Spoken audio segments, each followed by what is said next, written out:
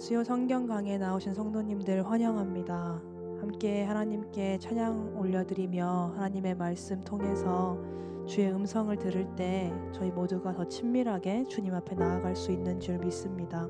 저희 함께 힘차게 주의 음성을 찬양하며 나아가시겠습니다.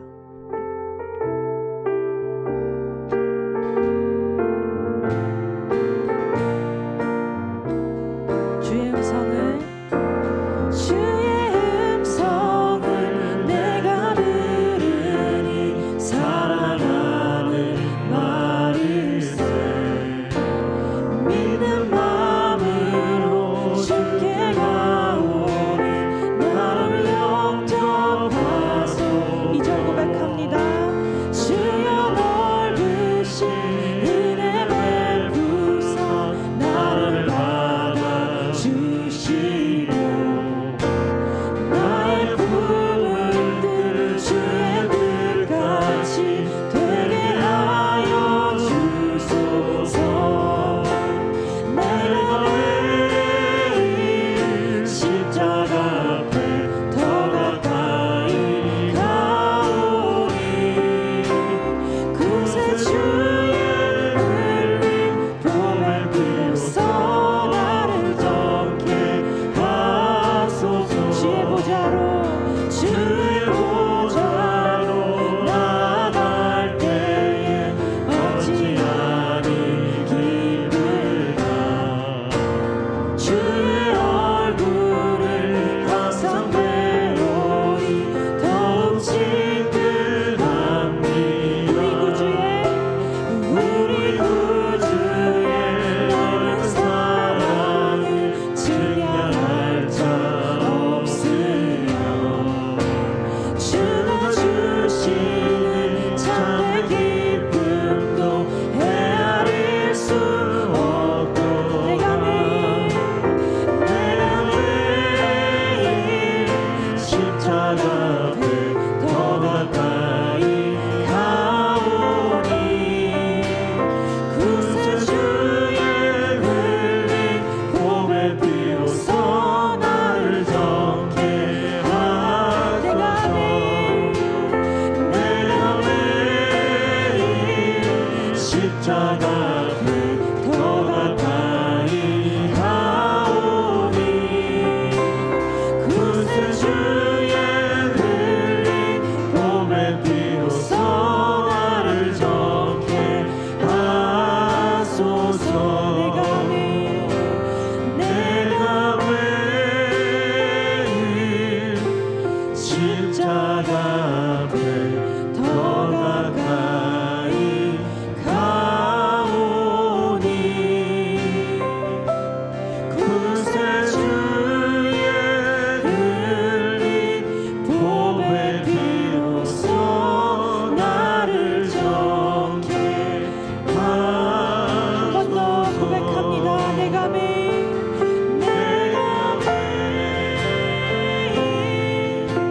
십자가 앞에 더 가까이 가오니 그새 주의 흘린 보혈 비로소 나를 정케 하소서. 아멘. 어떤 폭풍 속에서도 주님은 우리의 피난처 되십니다. 그것을 믿는 믿음으로 계속해서 고백하기를 원합니다. 주님 한 분만을 의지합니다. 이렇게 함께 찬양하시며 나아가겠습니다. 나의 피난처 예수 의지해요. 나의 피난처 예수 의지해요. 나의 가는 길을 거센 바람 몰아쳐와도 나의 피난처 예수 의지해요. 나는 영원히 주님, 나는 영원히 주님 사랑해요. 나는 영원히 주님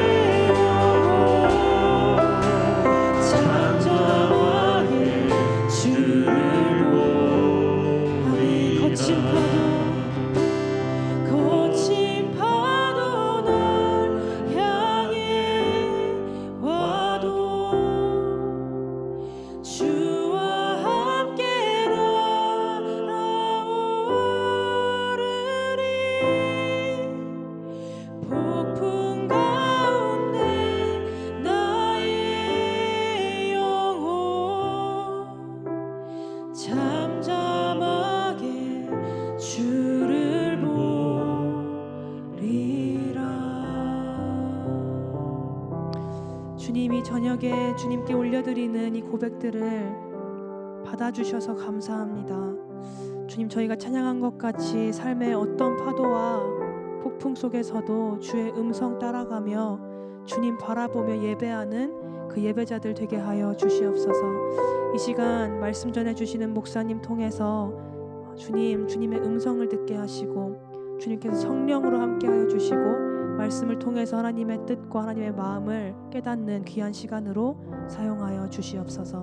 모든 것 감사드리며 예수님의 이름으로 기도합니다. 아멘.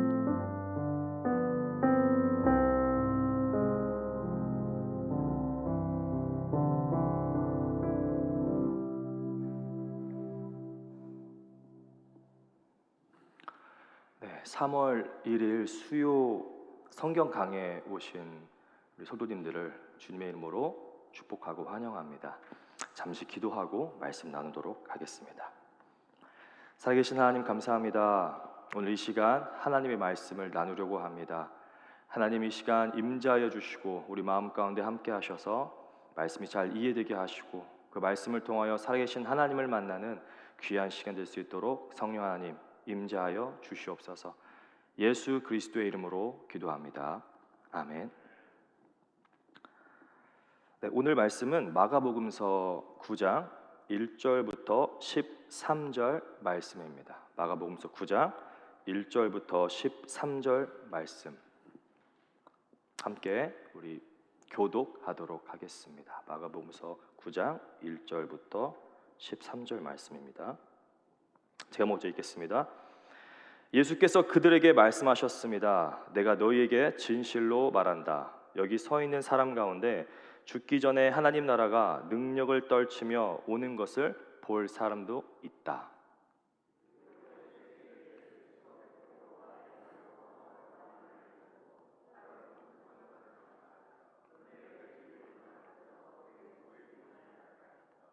그 옷은 세상의 어떤 빨래꾼이라도 그렇게 희게 할 수 없을 만큼 새하얗게 빛났다.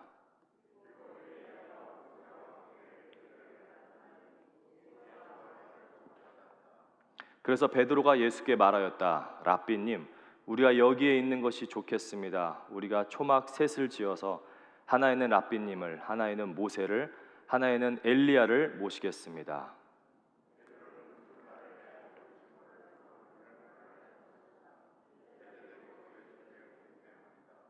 그런데 구름이 일어나서 그들을 뒤덮었다. 그리고 구름 속에서 소리가 났다. 이는 내 사랑하는 아들이다. 너희는 그의 말을 들어라.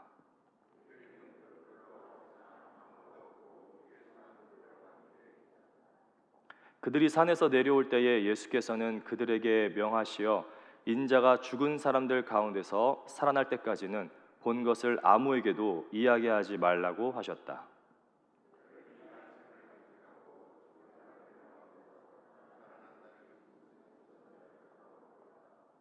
그들이 예수께 묻기를 어찌하여 율법 학자들은 엘리야가 먼저 와야 한다고 합니까? 하니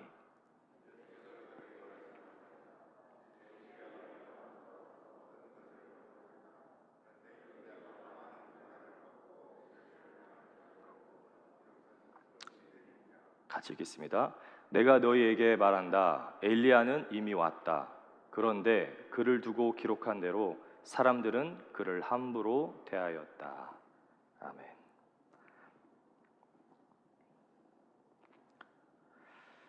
예수님의 가장 가까운 사람들을 꼽으라고 한다면 두말할 것도 없이 예수님의 12 제자들을 꼽을 수 있을 것입니다.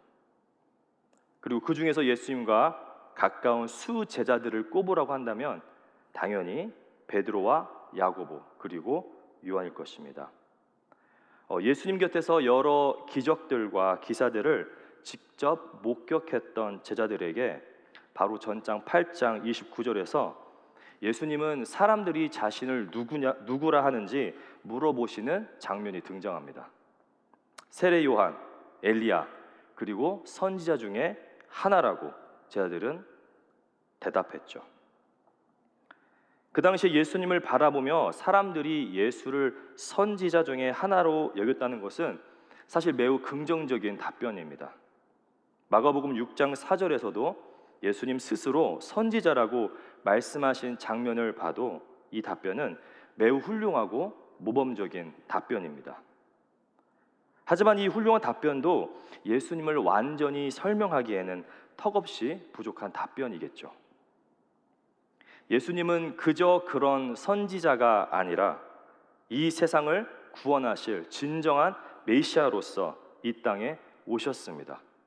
오직 죄악으로 가득한 이 세상에서 그 어떠한 방법으로 구원받을 수 없는 죄인들을 위해 하나님이신 예수님이 인간의 몸을 입고 직접 이 죄로 가득한 이 세상에 뛰어드셨습니다. 그리고 지금 그분께서 가장 최측근들인 제자들에게 자신을 누구라고 생각하는지 물어보시죠. 이때 예수님의 수제자였던 베드로는 이렇게 답변합니다. 주는 그리스도이십니다. 완벽한 답변으로 예수께 답합니다. 사람들과 제자들을 구별하시면서 예수님은 제자들과의 사역을 시작하십니다. 예수님의 제자가 되는 것은 바로 예수님의 그리스도 되심, 진정한 통치자이심을 고백하는 것으로 시작된다고 해도 과언이 아닙니다.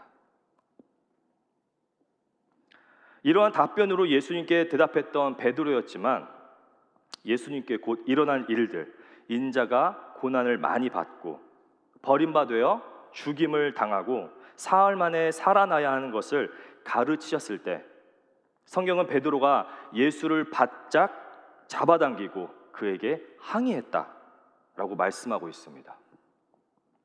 자신이 가지고 있었던 생각과 기준에 예수님의 말씀이 어긋난다고 생각했던 것이죠. 그런 베드로와 제자들을 향해 예수님은 꾸짖으시며 말씀하셨습니다. 사탄아, 내 뒤로 물러가거라. 네가 하나님의 일은 생각하지 않고 사람의 일만 생각하는도다.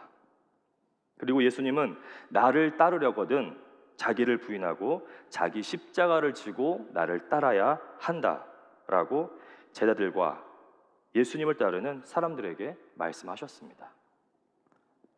이 말씀은 각자가 가지고 있는 메시아에 대한 생각과 인간적인 기대를 바꿔야 하며 더 나아가 이들이 기대했던 영생과 권능으로 임하는 하나님의 나라는 세상적인 관심과 인간적인 기준에 따라 행동함으로 주어지는 것이 아니라 하나님의 뜻과 그분의 목적에 순종하여 예수 그리스도의 죽음에 동참함으로 주어지는 것임을 명확하게 말씀하고 계십니다.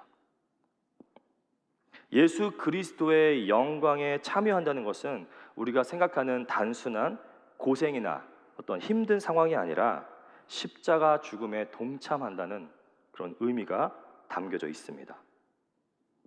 내 자신을 십자가 앞에 철저히 내려놓고 오직 그분만이 내 안에 사시는 것, 이것이 바로 진짜 제자의 모습일 것입니다. 9장 1절에 보면 예수님은 뭔가 의미심장한 말씀을 제자들에게 말씀하며 드러내십니다. 9장 1절입니다. 또 예수께서 그들에게 말씀하셨다. 내가 진정으로 너에게 말한다. 여기에 서 있는 사람들 가운데는 죽기 전에 하나님 나라가 권능을 떨치며 와 있는 것을 볼 사람들도 있다. 문자 그대로 보면 그것은 마치 예수님이 제자들이 죽기 전에 다시 오실 것임을 말씀하신 것처럼 보입니다. 하지만 9장 1절의 말씀은 오히려 하나님의 나라가 권능으로 임하는 것을 상징적으로 보여주는 사건입니다. 또한 예수님께서 이제 보이실 변화산 사건의 인트로를 알리신 것이죠. 마가복음 9장 2절은 엿새 후라는 시간적 표현을 사용하면서 사건의 전환을 나타내고 있습니다. 물론 사건의 전환을 나타내는 시간적 배경을 제시하기도 하지만 더 나아가 출애굽기 24장 16절에 하나님께서 구름 가운데에서 모세를 부르시기까지 모세가 시내산에 올라 6일 동안 머물렀던 본문을 연상케 합니다. 주님의 영광이 시내산 위에 머무르고 엿새 동안 구름이 산을 뒤덮었다. 이런 날 주님께서 구름 가운데서 모세를 부르셨다. 예수님은 그의 수제자인 베드로와 야고보와 요한을 따로 데리시고 높은 산에 올라가시는 장면으로 9장 2절은 시작합니다. 이 세 명의 제자들은 이곳에서 예수님께서 영광스러운 모습으로 변형이 되시는 놀라운 일을 목도하게 됩니다. 이 변형은 그저 단순한 변화가 아니라 영광스러운 모습이었고, 마가는 이 모습을 그 옷은 세상의 어떤 빨래꾼이라도 그렇게 희게 할 수 없을 만큼 새하얗게 빛났다라고 표현하고 있습니다. 다시 말해 이 모습은 이 세상에 속하지 않은 영광임을 말해주고 있죠. 9장 1절에 말씀하신 하나님 나라가 권능으로 임하는 것을 볼 자들이 있다고 하셨는데, 그들은 바로 베드로와 야고보 그리고 요한이었습니다. 예수님은 비록 인간의 몸을 입고 이 땅에 오셨지만 예수님은 분명히 하나님이시며 하나님의 나라의 진정한 왕이십니다. 그 왕이신 예수님께서 영광스러운 모습으로 변화하셔서 모든 권세와 권능으로 우리를 통치하고 계심을 드러내어 보여주신 사건이죠. 또한 예수님의 이 변화산 사건은 구약의 다니엘서 7장 9절을 연상케 합니다. 함께 읽도록 하겠습니다. 영원하신 분, 내가 바라보니 옥좌들이 놓이고 한 옥좌에 옛적부터 계신 분이 앉으셨는데 옷은 눈과 같이 희고 머리카락은 양털과 같이 깨끗하였다. 옥좌에서는 불꽃이 일고 옥좌의 바퀴에서는 불길이 치솟았으며. 다니엘은 그 옷이 눈과 같이 흰 존재에 대해 말하면서 옛적부터 계시니, 즉 하나님의 모습을 이야기하고 있습니다. 이 뜻은 마가 역시 예수님의 변화하신 이 사건을 다니엘에서 드러내신 종말론적 성취의 관점으로 보고 있다는 것이죠. 예수님은 단지 모습만 변화하신 게 아닙니다. 변화된 예수님 곁에는 또 다른 두 사람이 등장합니다. 예수님 옆에 나타난 사람은 바로 모세와 엘리야였습니다. 왜 모세와 엘리야였을까요? 아시다시피 성경에는 많은 성경의 인물들이 등장합니다. 이 둘은 구약 선지자들의 대표자라고 볼 수 있는 사람들이었죠. 율법과 선지자를 각각 대표하는 사람들이었습니다. 이들이 지금 예수님 계신 곳에 나타났다는 것은 예수님께서 구약에서 예언한 구원자 그리스도, 그분이 바로 예수님이심을 증명하고 있는 것이죠. 사실 유대인들은 하나님이 통치하실 때에 모세와 같은 선지자를 일으키실 것이라는 기대가 있었습니다. 말라기 4장 5절 함께 보도록 하겠습니다. 시작. 주의 크고 두려운 날이 이르기 전에 내가 너희에게 엘리야 예언자를 보내겠다. 이 말라기서 4장 5절 말씀을 보면 그 기록을 토대로 여호와께서 마지막 날에 엘리야를 보내실 것이라는 기대를 분명히 유대인들은 가지고 있었습니다. 중요한 것은 이 두 사람은 이스라엘 역사에서 하나님의 뜻을 행하고 하나님의 목적을 그 누구보다 충실하게 수행한 영웅적인 인물로 대표하고 있습니다.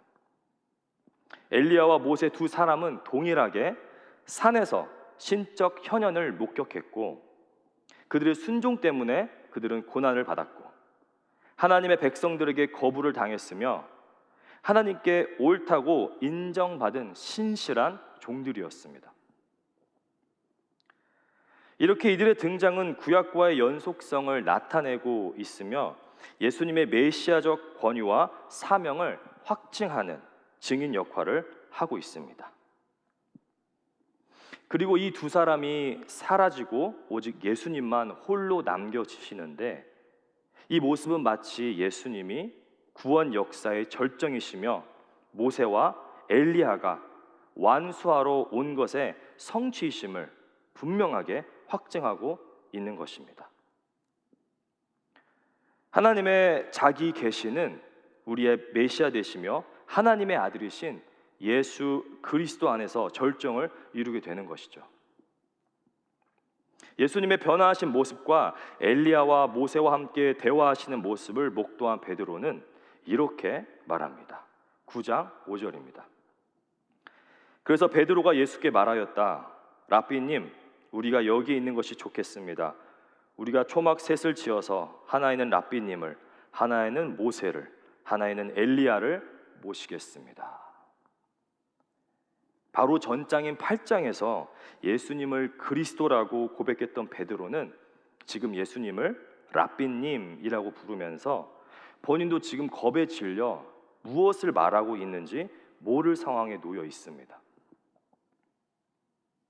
많이들 들어보셨겠지만 랍비라는 호칭은 선생님이라는 호칭입니다. 물론 충분히 상대방을 존중하는 의미가 내포되어 있죠. 하지만 지금 예수님의 정체성에 대한 매우 분명한 암시를 하고 있는 예수님의 변모하신 모습을 목격한 후에 예수님을 호칭하기에는 조금 부적절한 표현으로 비춰집니다. 또한 이들은 오병이어, 칠병이어의 기적과 물 위를 걸어서 오신 그 예수님을 경험함으로써 예수님의 정체성에 대해서 깨달을 수 있는 충분한 기회가 여러 번 있었다는 것을 우리는 사복음서를 통해서 확인할 수 있습니다. 본문은 이 상황을 베드로가 무슨 말을 해야 좋을지 몰라서 이런 말을 했던 것이다. 제자들이 겁에 질렸기 때문이다 라고 표현하고 있습니다.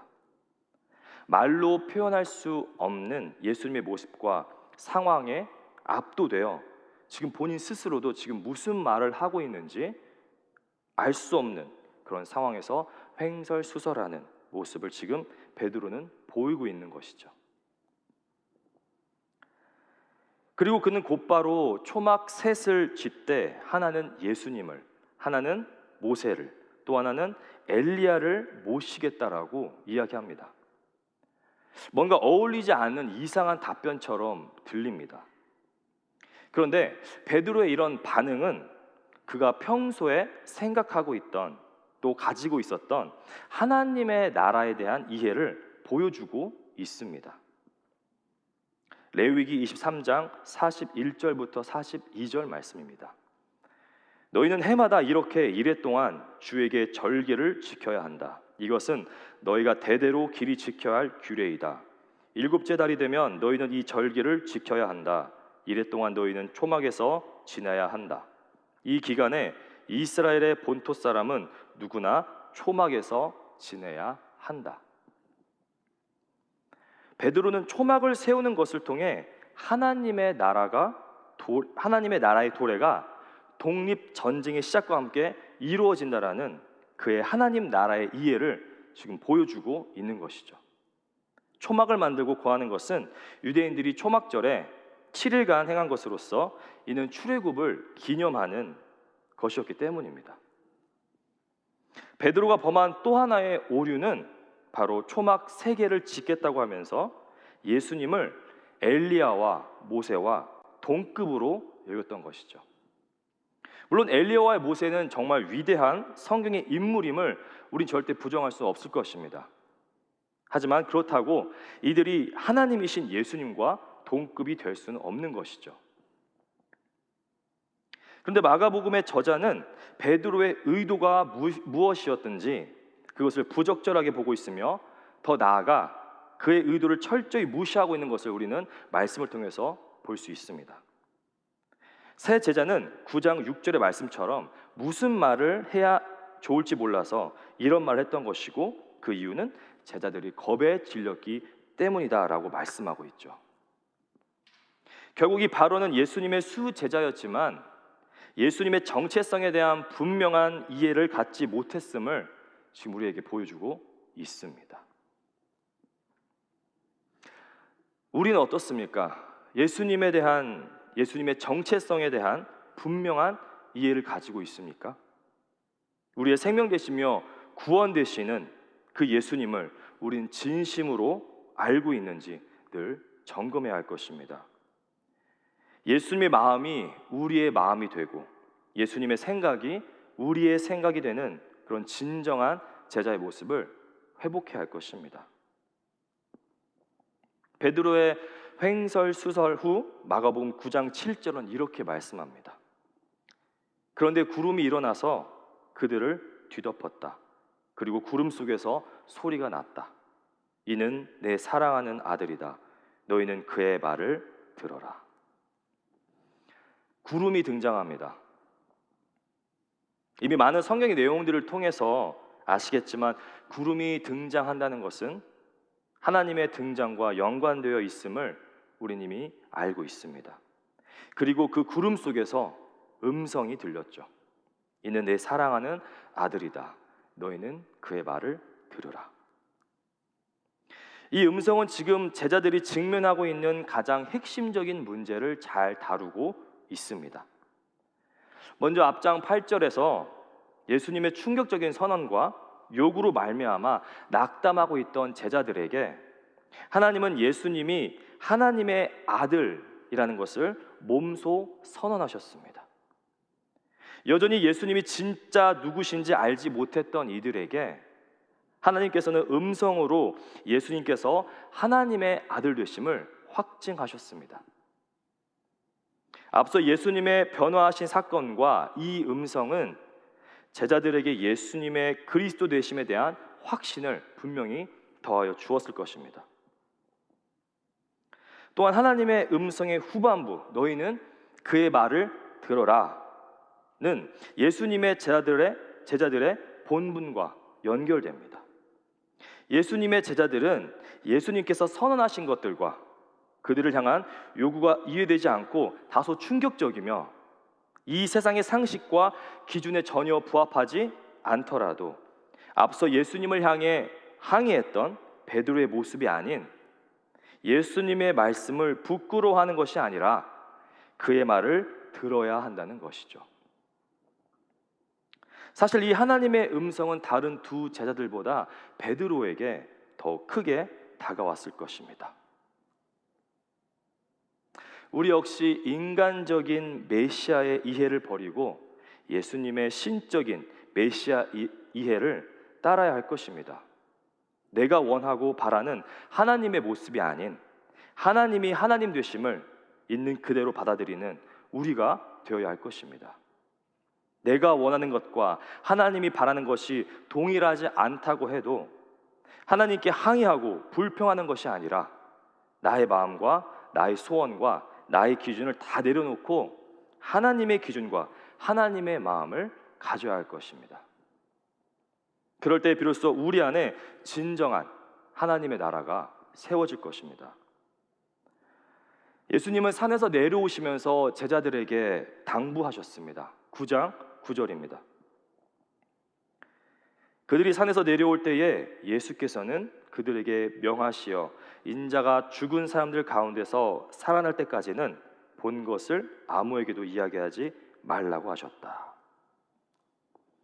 예수님의 이 당부는 십자가의 부활 전에는 하나님 나라가 전쟁을 통해서 도래하는 것으로 자칫 오해할 수 있었기 때문입니다.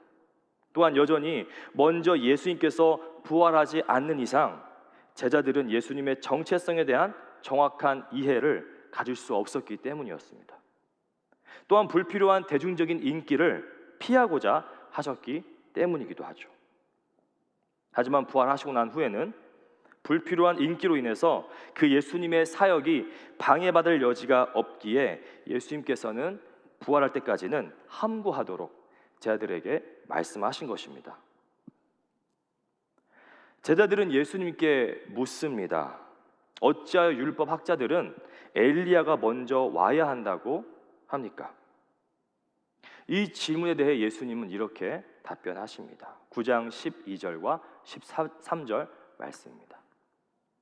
예수께서 그들에게 말씀하셨다. 확실히 엘리야가 먼저 와서 모든 것을 회복한다. 그런데 인자가 많은 고난을 받고 멸시를 당할 것이라고 기록한 것은 어찌 된 일이냐? 내가 너희에게 말한다. 엘리야는 이미 왔다. 그런데 그를 두고 기록한 대로 사람들은 그를 함부로 대하였다. 예수님의 대답 속에는 엘리야가 왔고 엘리야는 바로 세례 요한이라는 사실이 암시되어 있습니다. 마태복음 17장 13절에 마태는 엘리야가 세례 요한이라는 것을 명확하게 밝히고 있습니다. 그제서야 비로소 제자들은 예수께서 세례자 요한을 두고 하신 말씀인 줄을 깨달았다. 사랑하는 미랄교회 성도 여러분, 우리는 하나님의 나라를 바로 세우고 있습니까? 우리는 하나님의 통치가 이루어지도록 우리의 모든 것을 하나님께 내어드리고 있습니까? 우리는 하나님 음성에 귀 기울이며 그분의 말씀에 순종할 준비가 되어 있습니까? 하나님 나라는 사람이 세울 수 있는 그런 나라가 아닙니다. 하나님의 나라는 오직 하나님께서 세우실 수 있는 나라입니다. 그리고 하나님은 이미 구약의 율법과 선지자들을 통해서 이 나라를 약속하셨습니다. 그리고 그 약속은 우리 구주 되시는 예수 그리스도로 완성되고 성취가 되었습니다. 오늘도 하나님께서는 우리에게 말씀하십니다. 너희는 그의 말을 들어라. 그 어떠한 부분도 자격 없는 우리를 위해서 낮고 낮은 이 땅으로 오신 예수님께서는 내가 박혀야 하는 그 십자가에 박히셨고 내가 당해야 하는 모든 수모와 고통을 당하셨습니다. 우리는 그 어떠한 것도 내세울 수 없는 그런 존재입니다. 그런 존재임에도 불구하고 예수님께서는 우리를 위해서 기꺼이 그분의 생명을 내어주셨습니다. 은혜입니다. 모든 것이 다 은혜입니다. 우리에게 거저주신 놀라운 은혜입니다. 우리가 받은 이 은혜를 아직 예수님을 알지 못하고 듣지 못한 이들이 있다고 한다면 함께 나누시기를 소원합니다. 이 세상의 기준과 이 세상에서 말하는 것들에는 귀를 닫고 오직 하나님의 음성에 귀를 열고 듣는 우리 모든 미랄의 성도님이 되시기를 주님의 이름으로 축원합니다. 함께 기도하도록 하겠습니다. 살아계신 하나님 아버지 감사합니다. 오늘도 말씀으로 함께 하시고 동일한 복음으로 우리 가운데 은혜로 함께 해주심에 감사드립니다. 자격 없는 우리에게 예수 그리스도를 보내주셔서 영원한 죽음에서 영원한 생명을 주시고 하나님의 자녀라 불러주셔서 영원한 하나님의 나라를 바라보며 소망하게 하시니 참으로 감사드립니다. 오늘 우리에게 주신 말씀을 기억하며 영광 가운데 우리에게 말씀하시는 하나님의 음성에 귀 기울이게 하시고 그 말씀을 듣고 순종하며 나아가게 하옵소서. 예수님을 그저 아는 것으로 끝나는 것이 아니라 진정한 구세주시며 왕 되시는 그 예수님을 믿고 예수님의 마음을 품는 우리 미랄의 성도들이 되게 하옵소서. 각자의 삶으로 돌아가 하나님께서 맡겨주신 사명들을 감당할 때 하나님의 놀라우신 은혜와 복이 임하게 하시고 매일매일 하나님의 임재하심 속에서 하나님을 만나는 우리 귀한 미랄의 성도들이 되게 하여 주옵소서. 계속해서 가스펠 프로젝트가 진행 중에 있습니다. 창세기부터 요한계시록까지 진행되는 이 귀한 말씀의 여정 속에서 하나님을 더욱 깊이 만나는 은혜가 있게 하시고 성령께서 우리에게 지혜로 함께하사 말씀이 이해되고 믿어지는 은혜가 있게 하여 주시옵소서. 어린아이부터 장년에 이르기까지 말씀으로 하나 되어 하나님의 나라가 임하는 놀라운 은혜가 우리 미랄교회 가운데 있게 하옵소서. 이 시간 특별히 병으로 인해 고통받고 있는 환우들을 기억하여 주시기를 원합니다. 하나님께서 만져주시고 하나님께서 치유하여 주시기를 이 시간 간절히 기도합니다. 주님께서 허락하신 우리 아이들이 다른 세대가 아니라 다음 세대로서 말씀으로 올바르게 자라나게 하셔서 이 세상의 가치관이 아닌 하나님의 가치관으로 살아가는 하나님의 자녀로서 성장케 하옵소서. 감사합니다. 주님, 살아계셔서 지금도 우리와 함께 하시는 우리 구주 예수 그리스도의 이름으로 기도드립니다.